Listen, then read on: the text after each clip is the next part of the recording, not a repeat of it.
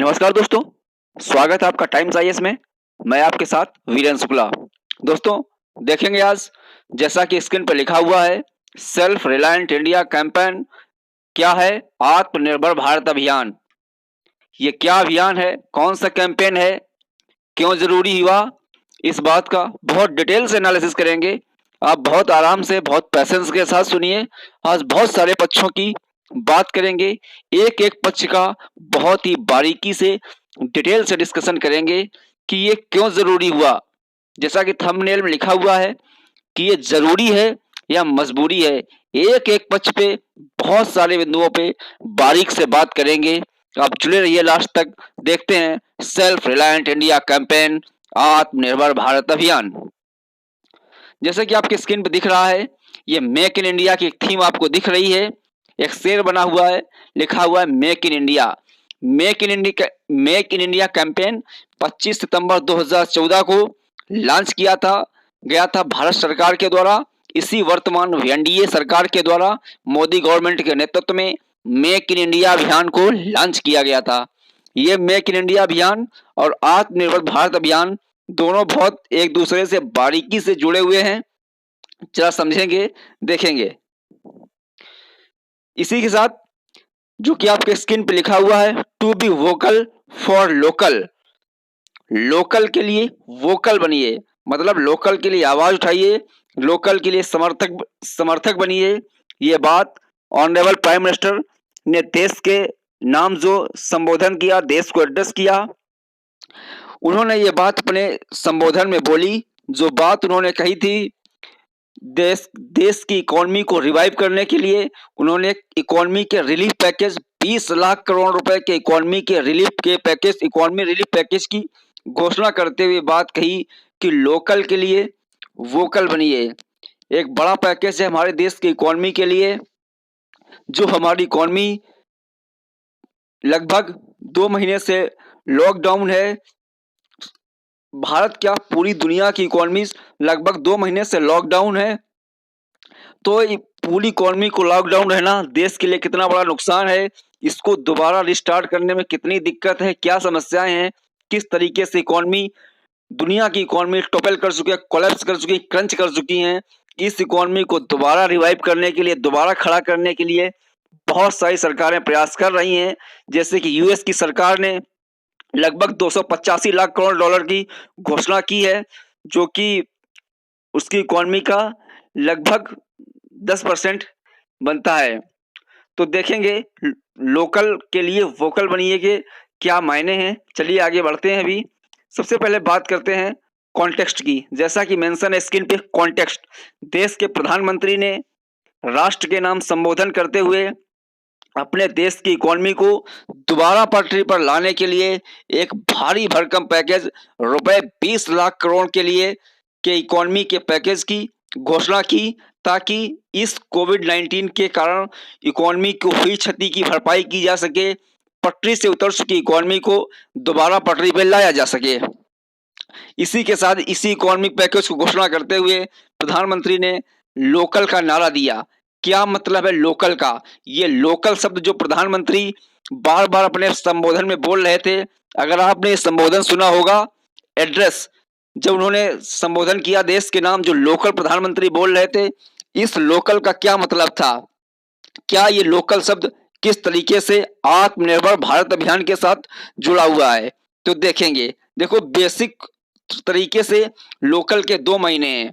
जैसा कि स्क्रीन पर लिखा हुआ है, no dependencies on foreign goods of their needs, कि अपनी जरूरत के पूर्ति के लिए हमें किसी दूसरे देश के ऊपर नहीं निर्भर रहना है।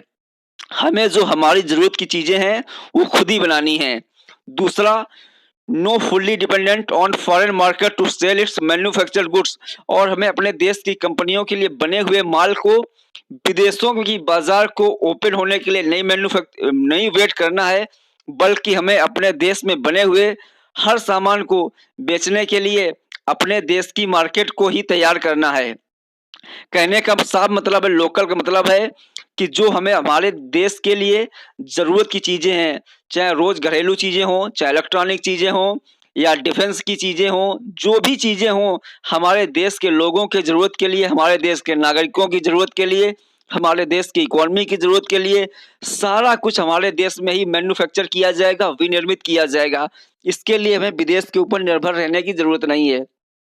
दूसरी बात, हमारे देश में फैक्ट्रियाँ जो भी माल का उत्पादन करें, वो दूसरे देश की बाज़ारों में बेचने के लिए उनको इसके सहारे ना रहना पड़े, बल्कि वो हमारे देश के मार्केट में ही बहुत आसानी से चीज़ों को बेच सकें।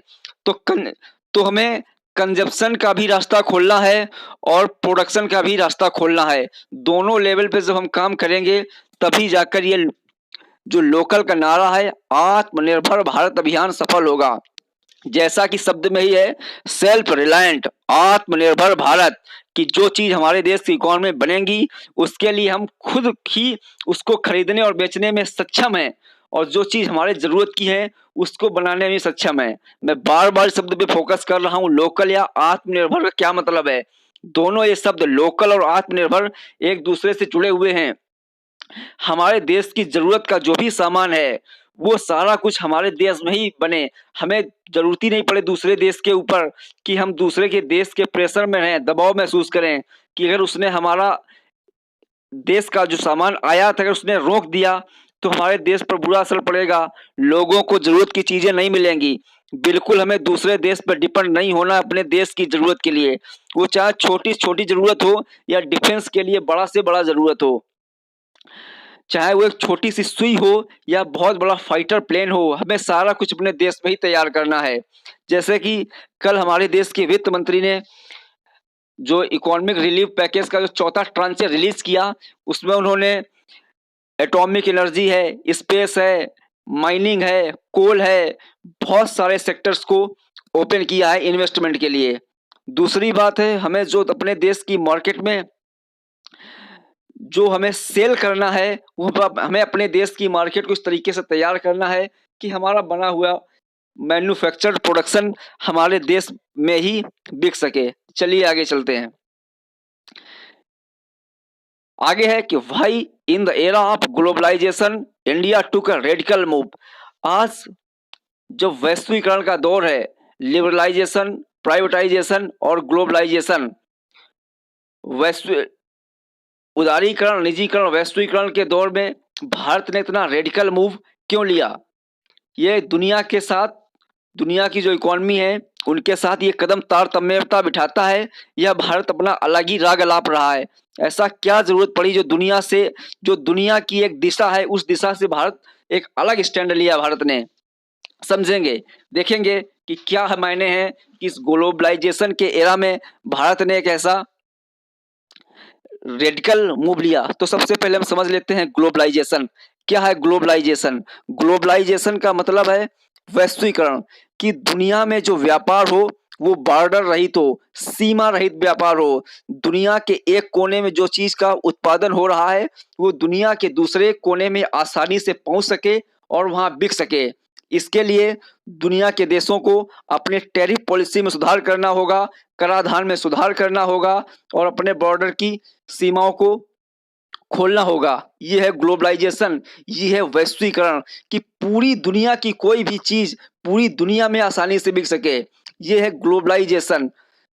आखिर और इसके लिए, इस ग्लोबलाइजेशन के लिए लोगों को, पूरी दुनिया को, हर देश को लिबरलाइज होना पड़ेगा। लिबरलाइज मतलब नियम कानून को आसान करना पड़ेगा, टैक्सेशन को रिवाइव करना पड़ेगा, लेबर लॉस को रिवाइव करना पड़ेगा, और जो टैरिफ बैरियर्स हैं या नॉन टैरिफ बैरियर्स हैं, जो कि आसान बनाने पड़ेंगे ताकि ग्लोबलाइजेशन को भली भांति परिपूर्ण किया जा सके। ये है ग्लोबलाइजेशन। तो इस ग्लोबलाइजेशन और लिबरलाइजेशन के दौर में आखिर इंडिया ने ऐसा क्यों मूव किया? समझ लेते हैं ग्लोबलाइजेशन क्या है। ये तो हमने समझ लिया ग्लोबलाइजेशन क्या है, लेकिन हम ये समझ लेते हैं कि ग्लोबलाइजेशन की जरूरत क्यों पड़ी थी। आखिर ग्लोबलाइजेशन अपने आप हुआ या ग्लोबलाइजेशन को किया गया, इसको जानबूझ के किया गया या अपने आप हुआ? तो हम समझ लेंगे ग्लोबलाइजेशन को जानबूझ के किया गया। ग्लोबलाइजेशन मतलब वैश्वीकरण। जब दुनिया ने दो विश्व युद्ध झेल लिए, पहला 1914 से 1918 और दूसरा विश्व युद्ध 39 से 45 लगभग 11 करोड़ लोग मारे गए।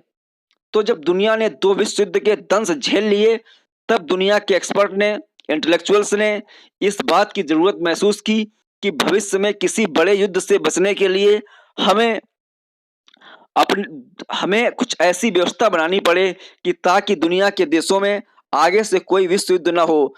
तो एक तरीका निकाला गया कि अगर दुनिया के सारे देश एक दूसरे के ऊपर निर्भर होंगे, अगर दुनिया के देश एक दूसरे के ऊपर निर्भर होंगे, तो जो कैटास्ट्रॉफी है, विनाशकारी ह्यूमैनिटेरियन क्राइसिस, विनाशकारी मानवीय संकट से बचा जा सकेगा। इसके लिए ग्लोबलाइजेशन को बढ़ावा दिया गया और इकोनॉमी को एक टूल के रूप में यूज किया गया, इकोनॉमी को एक उपकरण के रूप में यूज किया गया, एक ढाल के रूप में यूज किया गया, ताकि सारे देश भविष्य के किसी कैटास्ट्रॉफी ह्यूमैनिटेरियन क्राइसिस से बच सकें, विनाशकारी मानव संकट से बच सकें। और इसके लिए ग्लोबलाइजेशन का सहारा लिया गया कि दुनिया के हर देश को दूसरे देश के ऊपर निर्भर बनाया गया। अगर दुनिया का एक देश अपने देश की जरूरतों के लिए दूसरे देश के ऊपर निर्भर होगा, तो इस बात की बहुत कम आशंका है कि दुनिया के देश एक दूसरे को युद्ध को बढ़ावा देंगे, क्योंकि जब दुनिया के देश दूसरे देशों पर अपनी आर्थिक जरूरतों को पूरा करने के लिए निर्भर होंगे, तो उनके ऊपर दबाव रहेगा कि उनकी जरूरत की चीजें युद्ध के संकट में फंस जाएंगी, इससे उनकी देश की जनता उन पर दबाव बढ़ाएगी। तो इसलिए इकोनॉमी के रूप में एक दूसरे को निर्भर बनाया गया। जर्मनी और फ्रांस, जो कि दो विश्व युद्धों में संलग्न रहे, और ये देश भी इस ग्लोबलाइजेशन के दौर में एक दूसरे से बहुत बड़ा कारोबार और व्यापार करने लगे। लेकिन इसी बीच 1991 में जब यूएसएसआर, सोवियत रशिया का विघटन होता है, यूएसएसआर जो कि उससे यूएसएसआर में एक बहुत बड़ा देश हुआ करता था, एक संघ हुआ करता था देशों को, लेकिन 1991 में यूएसएसआर टूट जाता है, उससे 15 देश निकलते हैं। इस 15 देशों में से सबसे बड़ा देश जो निकलता है वो रसिया निकलता है। तो 1991 में जब रसिया यूएसएसआर का विघटन हो जाता है, यूएसएसआर 15 खंडों में टूट जाता है, तो जो साम्य समाजवाद और पूंजीवाद का दुनिया में संघर्ष चल रहा था, इस समाजवाद और पूंजीवाद के संघर्ष में समाजवाद का पटाक्षेप हो गया और पूंजीवाद का डंका बढ़ चला।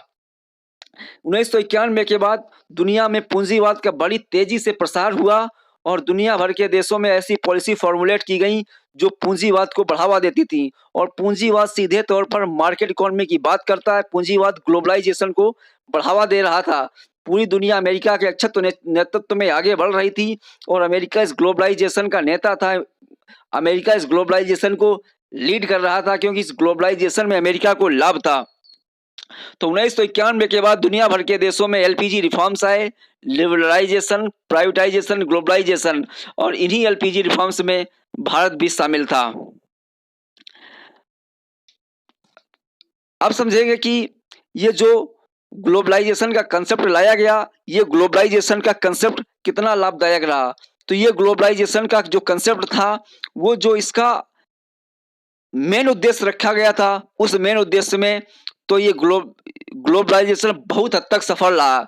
इकोनॉमिक इंटरडिपेंडेंस के दौर में दुनिया के बहुत सारे देशों में कोई बड़े युद्ध तो नहीं हुए, क्योंकि दुनिया काफी इंटरडिपेंडेंट हो गई थी।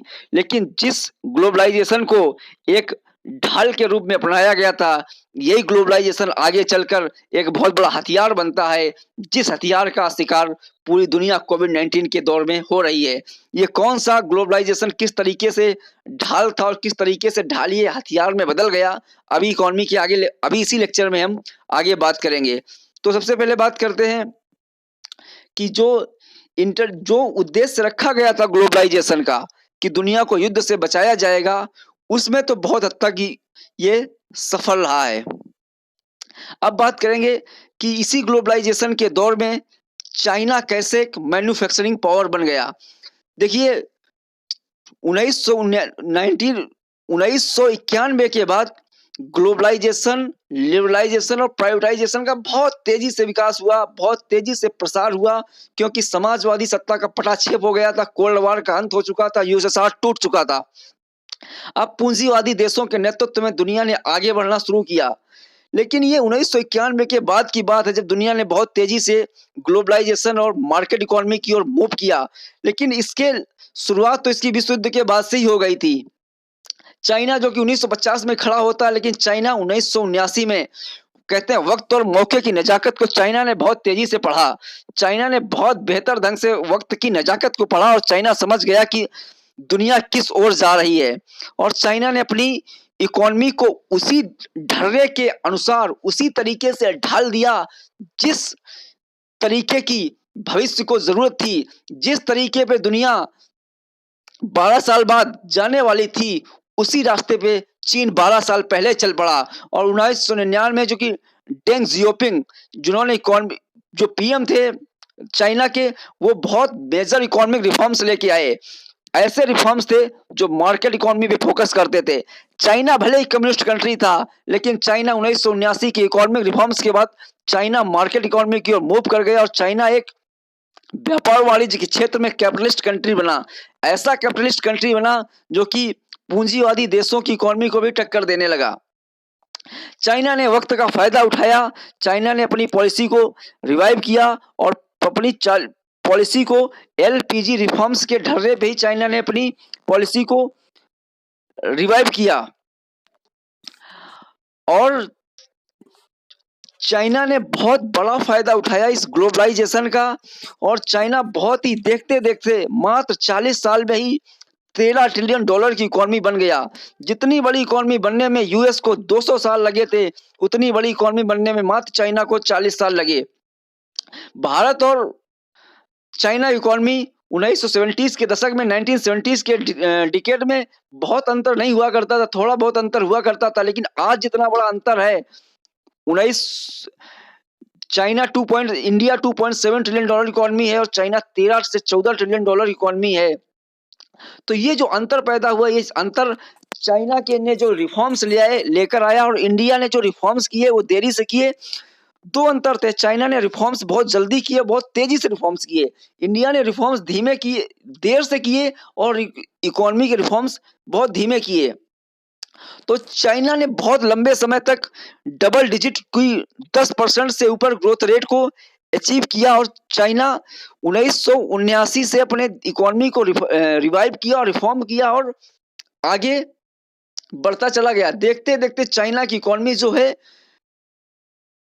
एक एक्सपोर्ट ओरिएंटेड इकोनॉमी बन गई। चाइना की इकोनॉमी एक मैन्युफैक्चरिंग हब में बदल गई। चाइना दुनिया में वस्तुओं का निर्यात करने वाला बहुत बड़ा देश बना। चाइना बहुत सस्ता निर्यात करने वाला देश बना।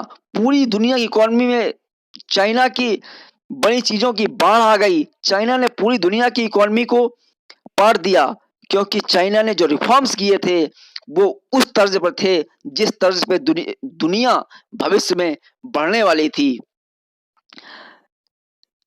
और आगे बात करेंगे, 1991 में यूएसएसआर के विघटन के बाद इंडिया की भी जो इकोनॉमी थी, वो इकोनॉमी एलपीजी रिफॉर्म्स लेके आई। बात करेंगे कि 24 जुलाई 1991 को जब देश का बजट प्रस्तुत करते हुए देश के हमारे honourable prime minister doctor Manmohan Singh ने नई आर्थिक नीति पेश की, तो आज की बहुत सारी पार्टियां जो सत्ता में हैं, इन पार्टियों ने भी सुधारों का विरोध किया था। लेकिन उस समय देश की गाड़ी हमारी इकोनॉमिक रूप से खंदक में जा चुकी थी, और उस समय जिस चीज की जरूरत थी, उस समय जिस कंधे की जरूरत थी देश को पटरी पे लाने की, वो कंधा था देश के हमारे पूर्व प्रधानमंत्री तत्कालीन वित्त मंत्री डॉक्टर मनमोहन सिंह का। डॉक्टर मनमोहन सिंह ने हमारे देश की आर्थिक धसी हुई गाड़ी को उस गड्ढे से निकालकर अपने कंधों से बाहर रखा, और देश में एक नियो इकोनॉमिक पॉलिसी 24 जुलाई 1991 को नई आर्थिक नीति पेश की और स्पष्ट कर दिया कि भारत अब दुनिया में आइसोलेट होकर नहीं रह सकता है। कैसी भी विचारधारा हो, चाहे कैपिटलिस्ट विचारधारा हो, चाहे सोशलिस्ट विचारधारा हो, कोई भी विचारधारा इस समय दुनिया में एग्जिस्ट नहीं करेगी। सबसे मुख्य जो बात है वो बल देना पड़ेगा कि दुनिया किधर जा रही है।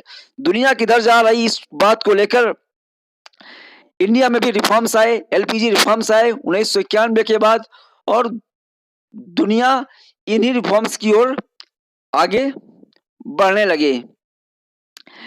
और इन्हीं इकोनॉमिक रिफॉर्म्स के बाद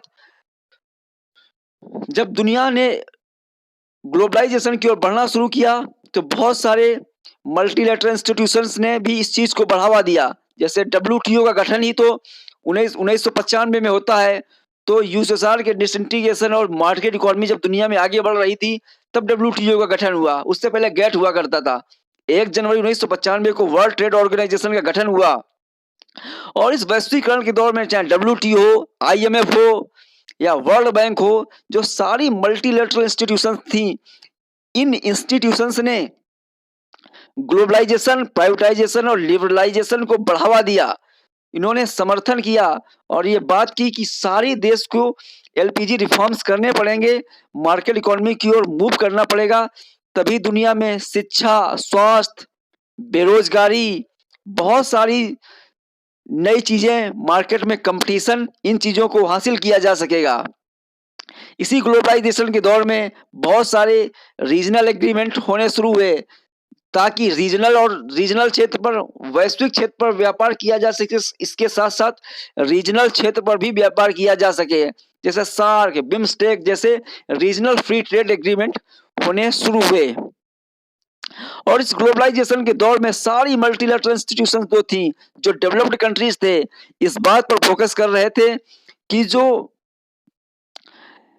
व्यापार में जो है, व्यापार वाणिज्य में जो राज्य हैं, देश हैं, मिनिमलिस्टिक अप्रोच अपनाएं, बहुत कम हस्तक्षेप करें, लेसेस फेयर, बहुत इनविजिबल हैंड, बहुत कम हस्तक्षेप की बात कर रहे थे। जो ट्रेड हो वो बॉर्डरलेस हो, ट्रेड जो हो टैरिफलेस हो, या टैरिफ और नॉन टैरिफ बैरियर्स ट्रेड के ऊपर कम हो। जो वस्तुएं हैं पूरी दुनिया में आबाधित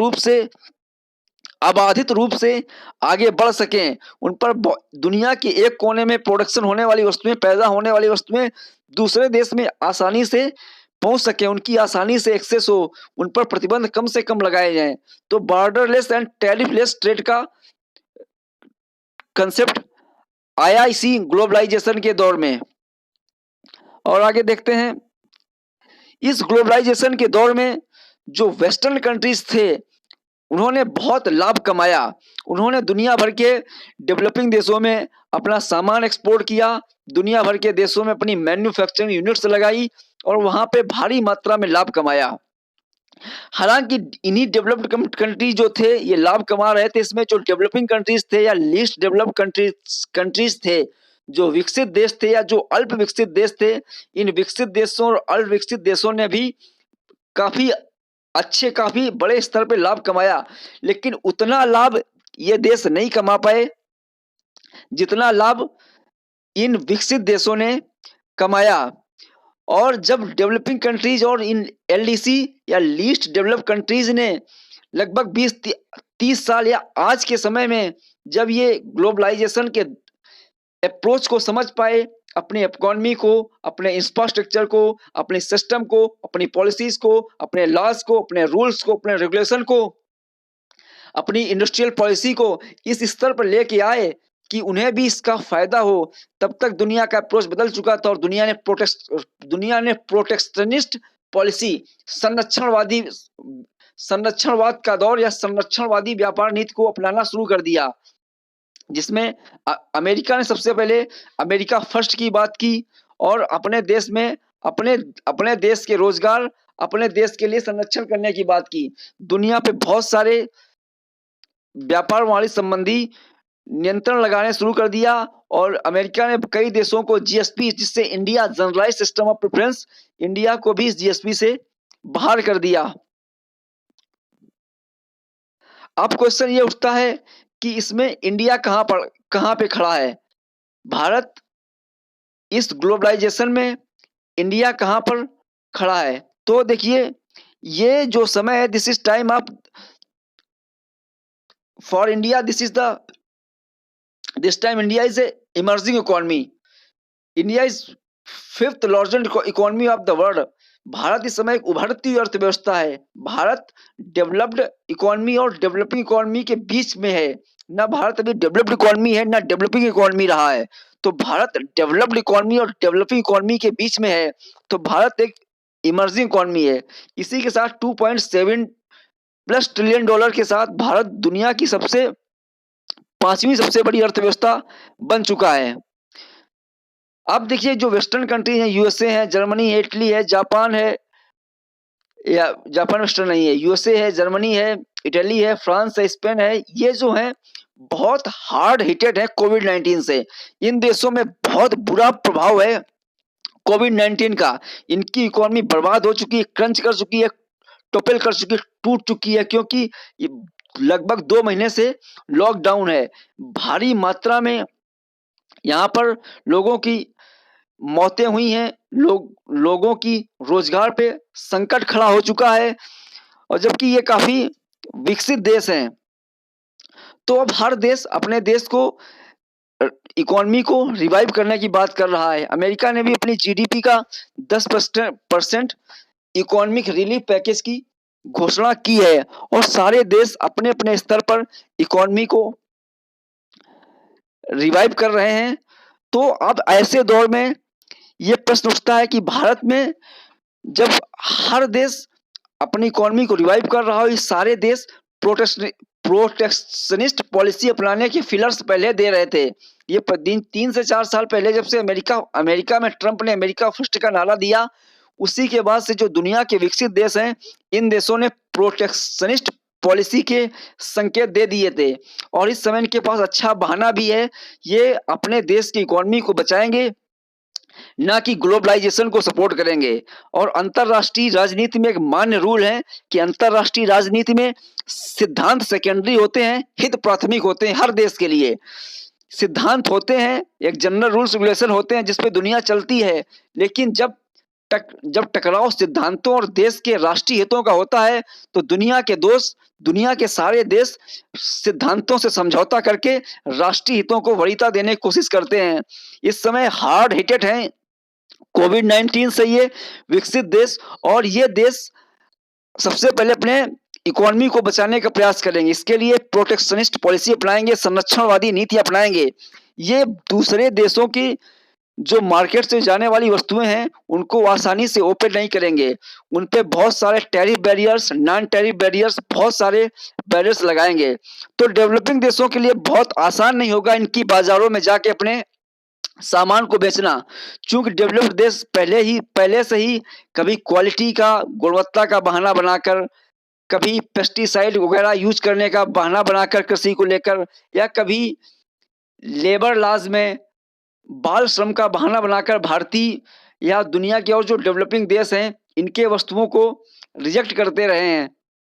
तो इस समय उनके पास एक अच्छा मौका या अच्छा बहाना होगा कि वो आसानी से अपने देश को प्रोटेक्शनिस्ट अप्रोच अपने देश में अपना सकेंगे। इसलिए एक बहुत मुश्किल होगा दूसरे देशों के लिए कि वो जाकर उन देशों में एक्सेस कर पाएं।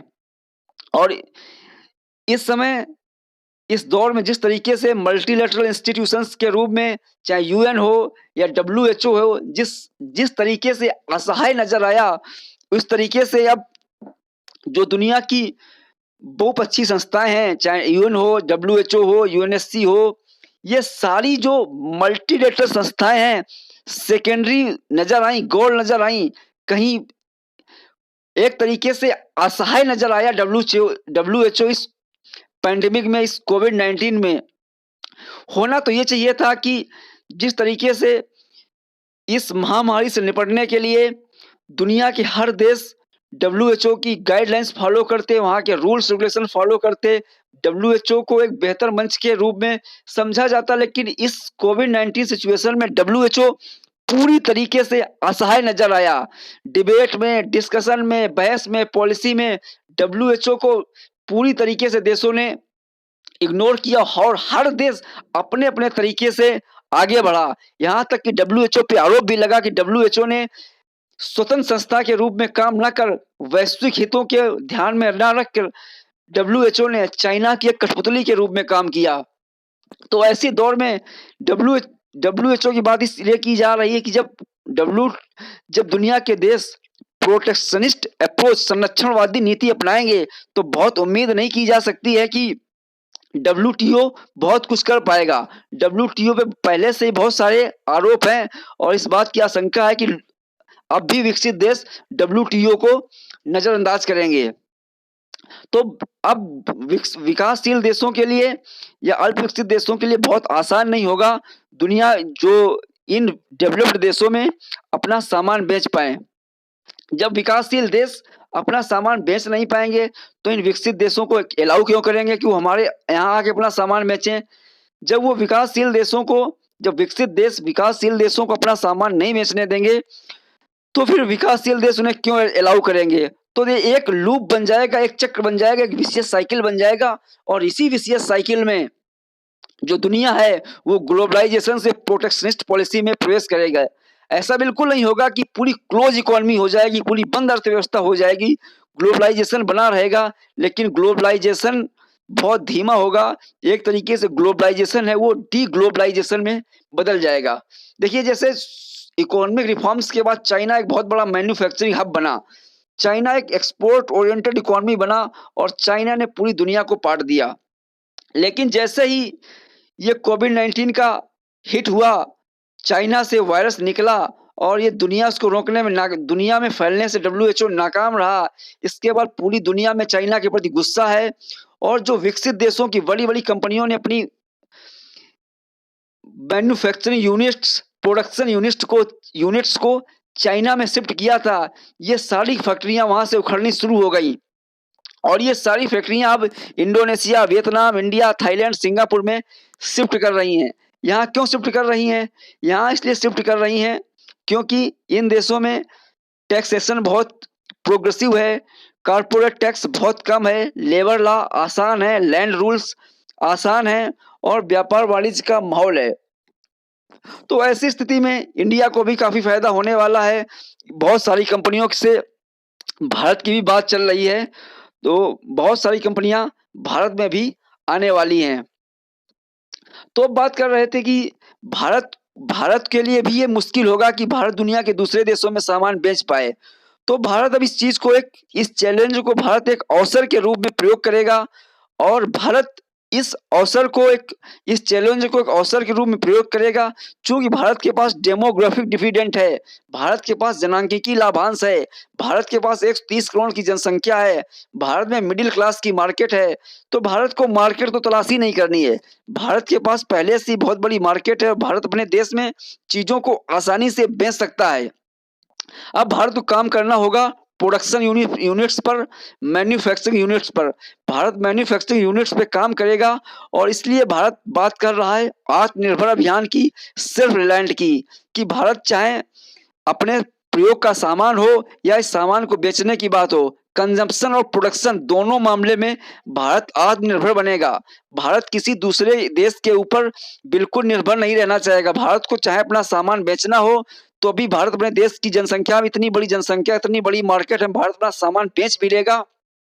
अगर दुनिया के देश भारत को कम अलाउ करते हैं, भारत की गुड्स की कमोडिटीज की दुनिया के देशों में कम एक्सेस होता है, तो भी भारत की फैक्ट्रीज को, मैन्युफैक्चरिंग यूनिट्स को, कंपनीज को बहुत बड़ा नुकसान नहीं होने वाला है, क्योंकि भारत के पास ऑलरेडी इतनी बड़ी एक जनसंख्या है। भारत के पास 130 करोड़ की मार्केट है।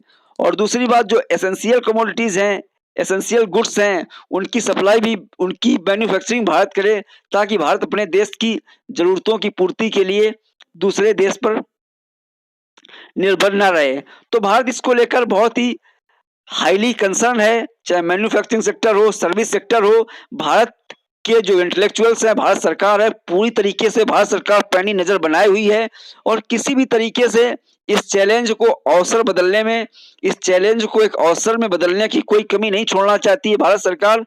और इसको लेकर सरकार ने नारा दिया आत्मनिर्भर भारत अभियान का, और उन्होंने इसीलिए लोकल की बात की कि भारत सरकार सेल्फ डिपेंड होगी, इंटरडिपेंडेंट नहीं होगी, दूसरे देशों पर निर्भर नहीं होगी। इसीलिए वोकल फॉर लोकल का नारा दिया गया। और प्रधानमंत्री ने ये बात की कि जो पहले से आज के जो ग्लोबल ब्रांड हैं, चाहे अब एप्पल की बात करें, चाहे एलजी है, सैमसंग है, या दुनिया भर के जो ग्लोबल ब्रांड्स हैं, वो भी कभी लोकल हुआ करते थे, लेकिन वहाँ के लोगों ने उनको अडॉप्ट किया, उनकी ब्रांडिंग की, उन पे रिसर्च किया गया, उनकी मार्केटिंग की गई, उनका एडवर्टीजमेंट किया गया, उनको प्रमोट किया गया और एक तरीके से लोकल को एक ग्लोबल पोजीशन तक पहुंचाया जा सकता है। इसलिए भारत के देशों को भी अपने सामान को प्रयोग करने, अपने देश के मैन्युफैक्चरिंग सेक्टर्स में प्रमोट करना होगा, अपने देश की बनी हुई सामान को ही प्रयोग करना होगा, क्योंकि हमें लोकल के लिए वोकल बनना है। प्रधानमंत्री ने सेल्फ रिलायंट इंडिया कैंपेन में कहा कि जो ये आत्मनिर्भर भारत अभियान होगा, ये 5 पिलर पे खड़ा होगा। पहला पिलर होगा इकोनॉमी, दूसरा इंफ्रास्ट्रक्चर, तीसरा सिस्टम, चौथा डेमोग्राफी, पांचवा डिमांड। कि क्वांटम बेस्ड इकोनॉमी की बात की कि एक ऐसी इकोनॉमी जिसका साइज भी बढ़े और उसका ग्रोथ रेट भी बढ़े। बड़ी कोई इंफ्रास्ट्रक्चर बहुत ही संतुलित होना चाहिए, बहुत ही स्मार्ट इंफ्रास्ट्रक्चर होना चाहिए देश के विकास के लिए। तीसरा बात की सिस्टम, जो सिस्टम है बहुत ही रिजिलियंट सिस्टम हो, एक ऐसा सिस्टम हो जो कोई डिजिटली हो, बहुत चीजें आसानी से हो, सिंगल विंडो क्लियरेंस हो, लाल फीताशाही नहीं हो, जो कंपनियां आए विदेश से उनको ज्यादा ऑफिसों चक्कर नहीं लगाने पड़े, टैक्स सिस्टम प्रोग्रेसिव हो, रूल्स रेगुलेशन लॉज प्रोग्रेसिव हो, जो कि इन्वेस्टमेंट अट्रैक्टिव हो। तो सिस्टम बहुत ही आसान और बहुत ही सरल सिस्टम बनाना होगा। डेमोग्राफी की हम बात कर ही चुके हैं कि भारत के पास जो जनांकिकी है 15 से 59 वर्ष के बीच की जो जनसंख्या है वो 50% से भी अधिक है। तो भारत में वर्किंग एज पॉपुलेशन बहुत सारी है, इसका एक सकारात्मक यूज करना होगा। और पांचवा है डिमांड। किसी भी देश और दुनिया की इकोनॉमी डिमांड पर ही सस्टेन करती है। जब डिमांड होगी तो प्रोडक्शन बढ़ेगा, जब प्रोडक्शन बढ़ेगा तो इन्वेस्टमेंट बढ़ेगा, डिमांड होगी तो प्रोडक्शन बढ़ेगा, प्रोडक्शन के लिए नए नए रोजगार पैदा होंगे, जब नए रोजगार पैदा होंगे तो लोगों की आय बढ़ेगी, जब आय बढ़ेगी तो क्रय शक्ति बढ़ेगी, और जब क्रय शक्ति बढ़ेगी तो वो जो डेली जरूरत की चीजें हैं उन पर खर्च करेंगे, जो आधारभूत सुविधाएं शिक्षा स्वास्थ्य उन पे खर्च करेंगे। जब उन पे खर्च करेंगे तो एक समृद्ध ह्यूमन रिसोर्सेस, जो ह्यूमन कैपिटल है या मानव संसाधन है, मानव पूंजी तैयार होगी। लोग जरूरत की चीजों पे खर्च कर पाएंगे, शिक्षा स्वास्थ्य पे खर्च करेंगे तो गरीबी कम होगी, बेरोजगारी कम होगी और देश विकास की राह पे बढ़ेगा। देश इकोनॉमिक रूप से मजबूत होगा तो देश सैन्य रूप से मजबूत होगा, देश इकोनॉमिक रूप से मजबूत होगा, देश सैन्य रूप से मजबूत होगा तो देश कूटनीतिक रूप से मजबूत होगा, और देश कूटनीतिक रूप से मजबूत होगा तो भारत या कोई भी देश की दुनिया की जो वर्ल्ड पॉलिटिक्स है उसमें एक धमक होगी, एक पहचान होगी। और इसी की बात प्रधानमंत्री कर रहे थे कि 21वीं सदी भारत की सदी होगी, 21वीं सदी एशिया की सदी होगी। तो इन्हीं आधारभूत संरचना की प्रधानमंत्री बात कर रहे थे कि इन्हीं सुधारों पर चल के भारत एक दुनिया में महारत हासिल करेगा। इसके साथ प्रधानमंत्री ने बात की जो हम ये 5 पिलर होंगे इनकी नींव 4 चीजों से भरी जानी चाहिए। पहला लैंड, दूसरा लॉ, तीसरा लेबर, चौथा लिक्विडिटी। कहने का मतलब है दुनिया के देश भारत में तभी आएंगे जब देश में लैंड, दुनिया की जो इन्वेस्टमेंट कंपनियां हैं भारत में आसानी से निवेश तभी आएगा जब भारत में लैंड हो, क्योंकि कोई भी मैन्युफैक्चरिंग यूनिट, कोई भी प्रोडक्शन यूनिट किसी लैंड पे ही लगेगा। तो लैंड उपलब्ध हो और लैंड आसानी से उपलब्ध हो, इसके साथ जो कानून है वो कानून सरल हो, लैंड के बारे में जानकारी है डिजिटली लोगों को मिले, जो इन्वेस्टमेंट से संबंधित जो कानून है, जो लॉज हैं वो इन्वेस्टमेंट अट्रैक्टिव हो, रेड टेपिज्म नहीं हो, लाल फीताशाही नहीं हो, उबाऊपन नहीं हो, जटिलता नहीं हो, झंझट नहीं हो, कानून सरल हो। लेबर, श्रम उपलब्ध हो, और इसी के साथ जो लेबर लॉज हैं वो भी आसान हो। लेबर लॉज ऐसे नहीं हो जिससे कि ना तो लेबर का शोषण हो, ना तो मजदूरों का शोषण हो, और ना ही जो इन्वेस्टमेंट कंपनियां हैं उनका भी शोषण नहीं होना चाहिए। भारत में बहुत सारा इन्वेस्टमेंट इसीलिए नहीं आ पाता क्योंकि भारत में जो लगभग 44 श्रम कानून हैं, और ये 44 लेबर लॉज जो हैं ये बहुत जटिल हैं, बहुत टफ हैं। इससे ट्रेड यूनियन बहुत मजबूत हो जाती हैं। तो विदेश से निवेश करने वाली कंपनियों को डर लगता है कि कहीं उनका निवेश फंस ना जाए, कहीं लेबर लॉज के चक्कर में उनको नुकसान ना हो जाए। और चौथी बात है लिक्विडिटी, कि मार्केट में तरलता होनी चाहिए, लोगों के पास कैश होना चाहिए, जिससे कि डिमांड बढ़े और देश की इकोनॉमी रिवाइव हो। तो ये था इस लेक्चर में ये था आत्मनिर्भर भारत अभियान। आत्मनिर्भर भारत का अभियान की प्रक्रिया शुरू हो गई है। हमारे देश की जो वित्त मंत्री हैं वो रोज प्रेस कॉन्फ्रेंस करती हैं और रोज बहुत ही इंडस्ट्री को रिफॉर्म करने के लिए सारे जरूरी स्टेप्स पे काम किए जा रहे हैं। तो यह था आत्मनिर्भर भारत अभियान का एक लेक्चर। कोशिश करता हूँ, उम्मीद करता हूँ कि आपको बहुत कुछ इसमें समझ में आया होगा। तो फिलहाल इस डिस्कशन में इतना ही। बहुत बहुत धन्यवाद। Thank you very much.